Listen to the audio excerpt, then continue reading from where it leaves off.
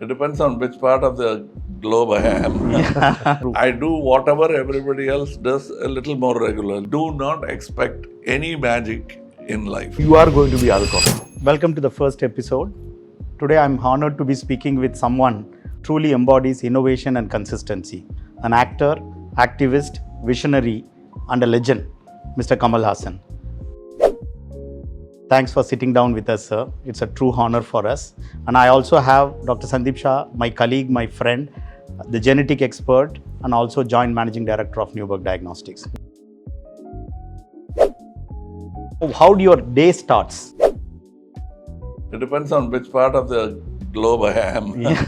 If I'm on the other side, like in USA, my day starts with the night. Yeah. My time clock is always fixed towards India, like a compass. Yeah. So I always decide Is there anything which you do, sir, in the morning? that way, yeah. What is that you do which makes you so fit and so active all through? I do whatever everybody else does a little more regularly. What would be your advice? We are very curious to know what you do. I learned from my father. He was not a doctor, he's a lawyer. I found that frugality is a way of life. And he thought, I'm yet to achieve that status because I'm very fond of so many things that it's very difficult to limit. That gets us there, sir. Since you said father, we all inherit from our fathers. Yes, my father used to start his day at 7:30 with a full meal. Oh. I've changed all that because I can't do that in my field now. And it was 2 meals a day with just a snack in between. And the last meal will be about 6:30 p.m. People say intermittent fasting. That's what today's world they say in fashion world. That's what he was. He was a forward-thinking man. Yeah. And I think that discipline my brothers, though they indulge in all the little pleasures of life. So that's what I say, that we are coming back to the core of our discussion is we all get from your parents the genes. Yeah. So I'm sure you are blessed with good genes from your father and the ancestors. Also, but I'm grateful for all the good things, and there are other things. All sons will be reticent about admitting or even accepting as diseases they Yeah, that is absolutely give you, true. like diabetes, cancer, whatever it is. But I think they didn't intend it. Yeah, I think the best we can't part escape our genes. Yeah, but the best part of what I got from my parents was little things about how they nurtured me. Pointing out at their mistakes, they said, don't do it. It is a better way of learning. Yeah. Then I did this, it went wrong, so please don't do that. Hopefully an improved version of what my father wanted me to be. We are all inheriting so much from our parents. What do you think is this science of genomics teaching us today? So the decoding of the gene, what I always try to, it is a simple sequence of the adenine, guanine, tyrosine, cytosine. This decoding of the gene which creates the protein structure of the body. Not only the protein structure of the body, it says that this mutation or this particular genetic sequence can create a problem or it can predict. But at the same moment, I believe what you said, that environmental factor, now it is already there. But how you will treat it with that environmental factor, like doing the regular exercise.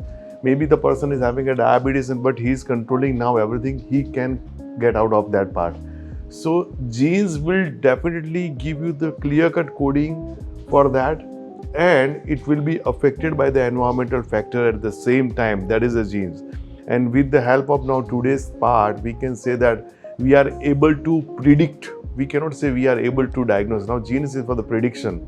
We are able to predict that there are chances that this human being may have this abnormality, or patient will have a capability to grow muscles, capability to do exercise, endurance exercise. Those everything is covered according to the genetic sequencing. Now that's probably a very important message that common people like me will have to take. It's not a magic wand that is holding. Absolutely. It's a pointer. tell you this and that. There's no magic in that wand, except that it points at a certain thing precisely. And we should take it as a magic wand and demand more from a Absolutely. nascent field like this. Correct, sir. You have been saying that acting is a lifelong learning process. So what do you think about health? Because we all start somewhere. Every day we also start I discovering. don't think acting is a lifelong process, but health is. Without which you can't do anything. Any profession is not possible without good health. I think acting comes naturally to everyone. Some perfect it and make money out of it. But we are all fantastic actors. We pretend to be happy when we are sad. We know all that part. Some are specializing in it. So I think if at all I envy something, feels like this, where you're pioneering right on the, not even the cutting edge, but you're on the bleeding edge of things. You have been such a tech-savvy person. I hear recently you also enrolled for a course in artificial intelligence. And in medicine, I think medical world is changing because of artificial intelligence. What do you think India should do? Because we know this Make in India is becoming a big thing. We need to be in the forefront of this technology. I was talking to your son, who's in Boston, just to understand. And he liked what I said about the whole endeavor of genome. And I said, we are in a Kitty Hawk stage. Kitty Hawk has the Wright brothers aircraft. And we are talking about, and common people are talking about what is a ticket in your airline? Yeah, absolutely. I think what is first class in your airline? That's the best example I ever heard about where we are in genomics. I think we are very, very early stage. Every day we are discovering something. So, but when it comes to the nations always pride themselves on wealth. I think skill set development, even before meeting you gentlemen, I said skill set development is probably the wealth, true wealth of the nation. No Fort Knox could match that. And if we could develop skill in this particular field, we'll be the wealthiest nation in the world. Absolutely. Dr. Sandip, so that's what I always believe. See, what will be our role now? So just to carry out the test or carry out genetic sequencing, but it is a very important that we should give it to the nation. That's our database. See, we have all the different tribes and all the other things, but they all have a different genetic sequences over there, which will be very helpful for the further diagnosis. I'm just giving you a simple example. The mutation which is there in China considered to be a carcinogenic, means it can produce a cancer, which is considered to be in India is normal. Yeah. So we required our database. That is our idea. What we are talking about when we do the whole genome sequencing, and the people will start with that.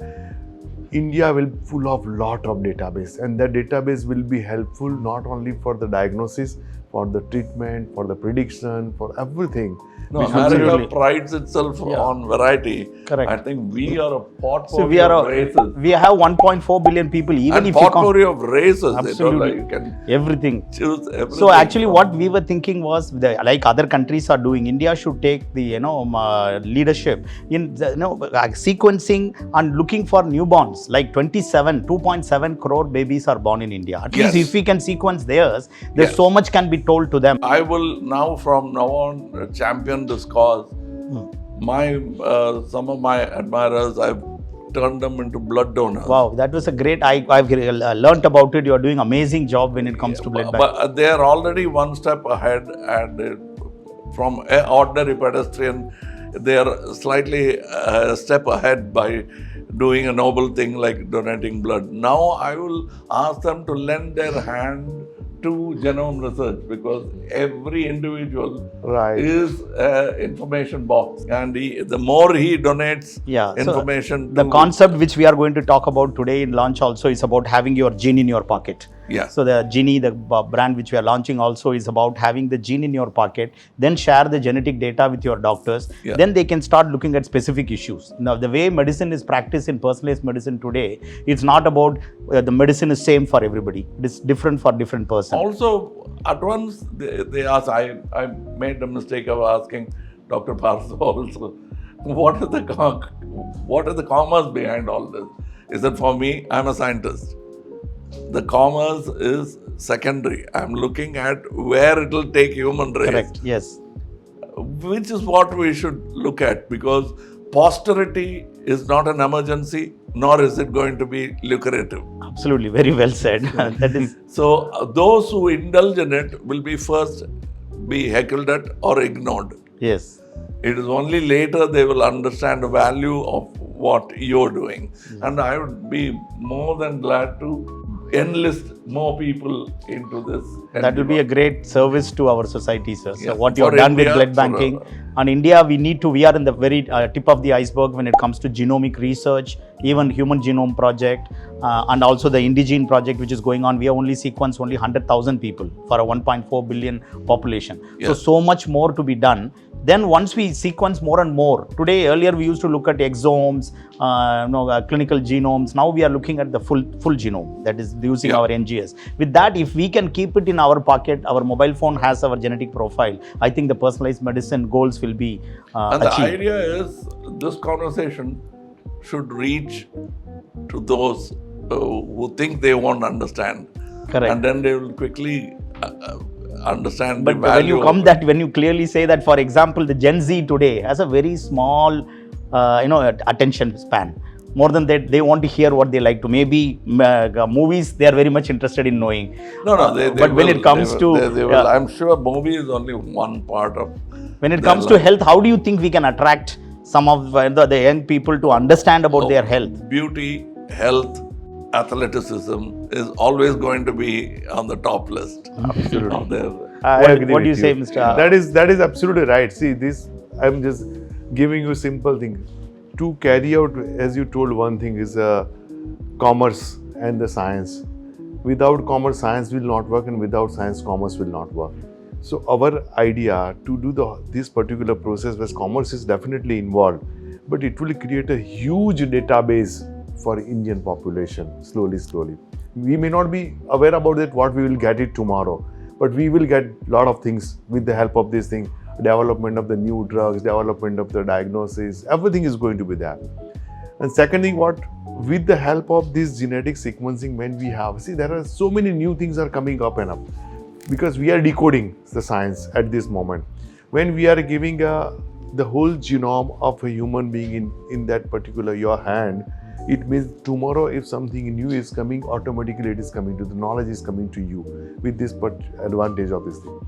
So it is not for today, tomorrow, day after, it is something like that. That's what I want people like me to understand, that Man on the Moon is a novel.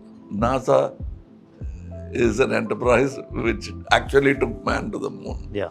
Jules Verne novel happened 100 years before that. Yeah. You shouldn't mistake the novel for an achievement. That's an achievement only in the literary field.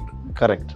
But physical achievement and actually going to the moon happened 100 years or so later. So we have to work for the future generation, like as you said. Amazing sentence what you have said. That's what we say achievement, that is only a path, and we can talk about that achievement.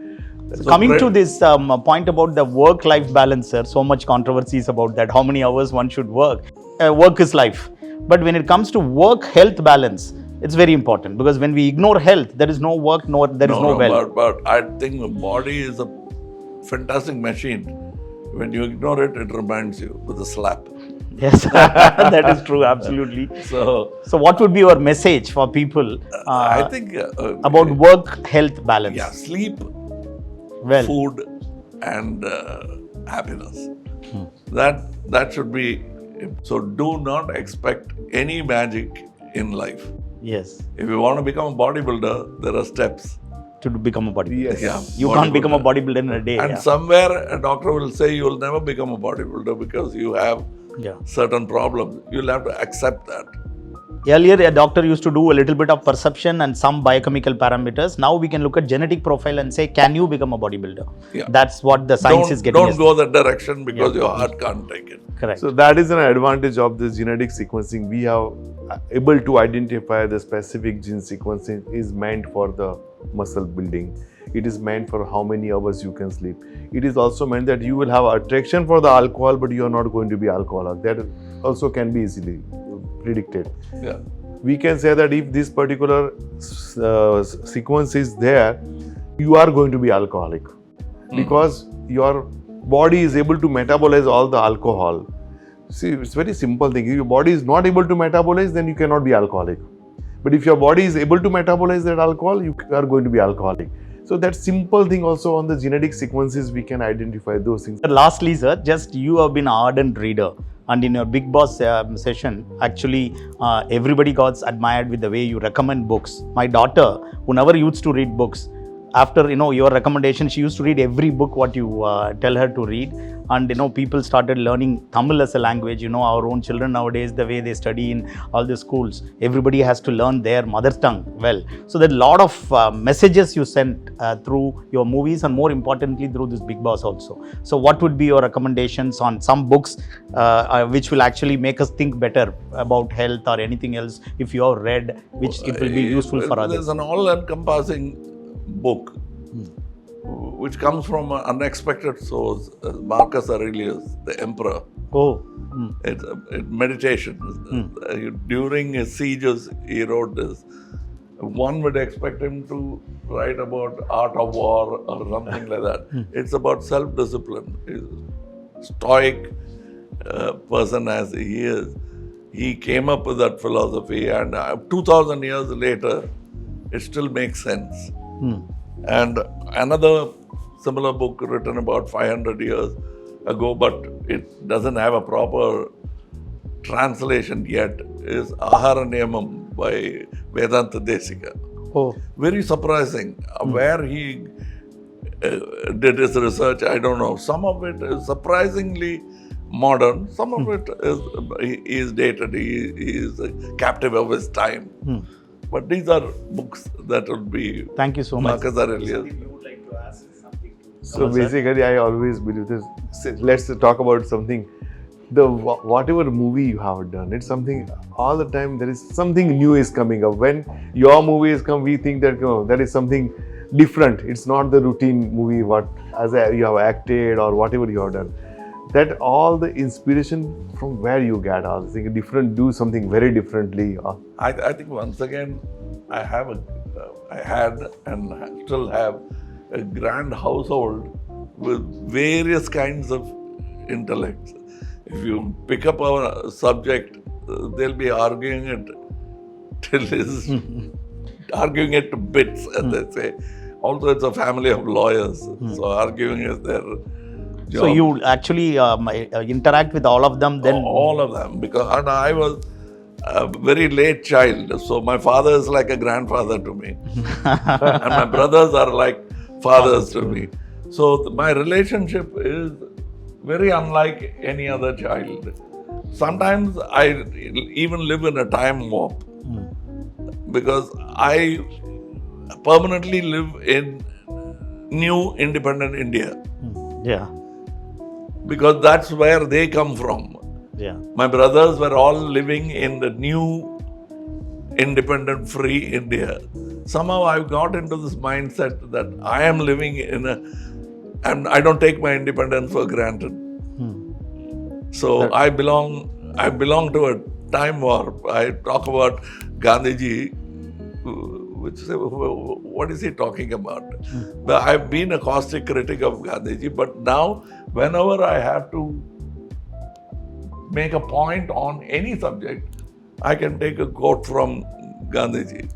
Yeah. So I'm caught in a time warp, happily living like a Rip Van Winkle. I don't miss what is happening today. And not that I'm unaware or ignorant, but it's a happy state of mind to think that I have a duty toward this country. And that is the reason why when you said that how we can contribute to the nation. Yeah. I think independence, like democracy, cannot be taken for granted. Yeah, it great. is not like it's in the vault and it's there. Constant vigil is necessary. Absolutely, sir. So we are absolutely honored to have had you for Start from the Scratch, which is an episode we are planning to have with few of legends like you to understand what they think about health, what they think about the technology which is driving the health. Thank you so much. Thank you. Thank you.